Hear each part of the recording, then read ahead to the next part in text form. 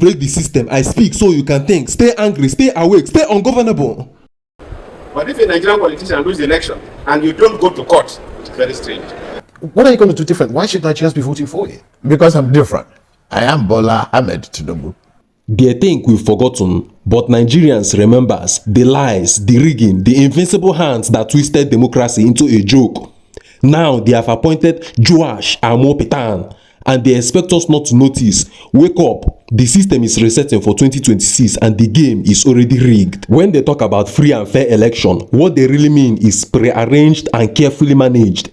Since 1999, Nigeria's democracy has never been about people. It's been about the godfathers, the deal makers, and the power breakers hiding behind the ballot boxes. From INEC appointment to contract kickbacks, elections here aren't decided by vote. They are decided by network of loyalty. Every cycle, they just change the faces, not the formula. And now, the latest move, Joash Amopitan, a professor of law, handpicked by the same political circle that benefits from confusion, chaos, and control. A man tied not by ideology, but by loyalty to the very system that killed accountability. This is not reform. This is preparation.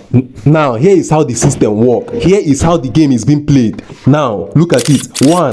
INEC captures the data. Every registration, every polling unit, all plugged into network controlled by loyal insiders. 2. Contract kickbacks. Billions flow through election logistics, fake training and phantom technology upgraded. The people seize new promises, but the power sees new profit. 3. Digital manipulation. Remember the 2023 Beavers failure? That wasn't an accident. That was strategic collapse. Servers go down only when certain numbers rise. 4. Post-election silence. Once the votes are decided, the system goes quiet. Courts are dragged, judgments delayed, and by the time justice comes, the people have moved on. This is not democracy. That is dictatorship in a designer suit. So, why does Amopitan's appointment matters? Because the man sitting in that chair controls the credibility of the next election. Every upload, every server, every document, every court defenses flows from the INEC top. If the head is already aligned with power, then the game is already over before it began. The government doesn't need to rig election on election day anymore. They just design the system to fail in their favor.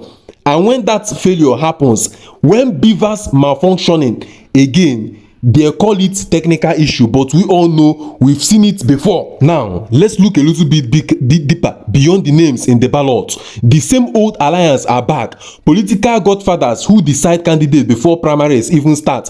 Security head who guard ballot boxes but promote and protect vote buyers. Judicial figures who twist interpretations in the name of law and order. Media barons who drown truth with sponsored noise. It's not democracy. That is a syndicate, a system where loyalty is currency and power is sold to the highest bidder. The danger is not that elections are stolen, it is that Nigerians no longer believe voting matters.